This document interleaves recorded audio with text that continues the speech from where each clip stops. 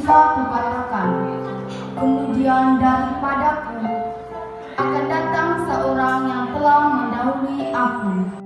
Lalu berkata tentang dia, lihat, inilah seorang Israel sejati, tidak ada kepalsuan di dalamnya. Kata Natanael kepadanya, bagaimana engkau mengenal aku? Jawab Yesus kepadanya, sebelum Filipus memanggil engkau, aku telah melihat engkau di bawah pohon ara. Cinta kasih adalah jalan menemukan Allah. Ketika hati kita penuh kebahagiaan dan belas kasih, kita ingin memberikan diri kita kepada orang lain dengan murah hati dan membangun persaudaraan yang baik. Ketika kita berhasil melakukan hal-hal tersebut, kita berhasil menjadi pribadi yang diberkati oleh Allah. Ketika kita hal yang wajar, itu mendorong kita untuk mendapat atau meraih sesuatu. Namun, jika tidak dikendalikan, ia bisa saja memperbudak kita, bahkan menjerumuskan kita ke dalam kehancuran. Hati yang dikuasai dosa hanya menghasilkan bala dan bencana. Hati yang diserahkan kepada Tuhan akan membawa damai dan sukacita. Semoga Tuhan memberkati. Dari manusia dan orang yang tahu apa yang menjadi porsi atau tugas di hadapan Tuhan. Di zaman sekarang ini bukan hal yang mengejutkan lagi bila di dalam suatu organisasi gereja atau di satu ladang pelayanan masih ada orang-orang yang saling berebut posisi atau jabatan. Mereka memiliki posisi tertentu yang strategis, sekaligus posisi tersebut sebenarnya tidak sesuai dengan karunia yang dimiliki kita.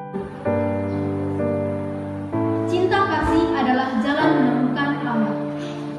Ketika hati kita penuh kebahagiaan dan belas kasih, kita ingin memberikan diri kita kepada orang lain dengan murah hati dan membangun persaudaraan yang baik. Ketika kita berhasil melakukan hal-hal tersebut, kita berhasil menjadi pribadi yang diberkati oleh Allah. Ketika kita aku mau, jadilah engkau kaya. Seketika itu juga lenyaplah penyakit kusta orang itu, dan ia menjadi kaya. Segera ia menyuruh orang itu pergi dengan peringatan keras.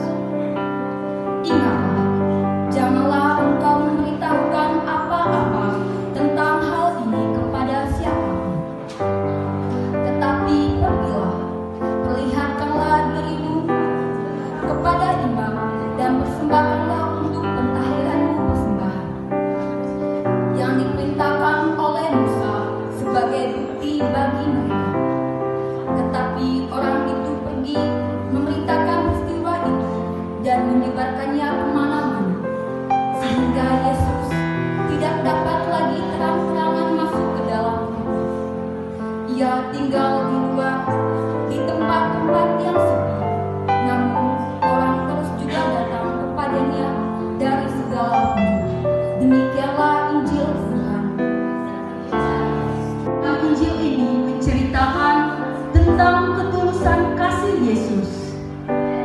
Pada zaman ini, banyak orang berlomba-lomba untuk terkenal. Setiap ada kesempatan, orang menggunakan semua cara untuk semakin dikenal, disanjung, dan dihormati semua orang. Hal ini bukan hanya terjadi di kalangan selebritis, pun terjadi juga di kalangan tokoh pemerintah dan masyarakat. Kebanyakan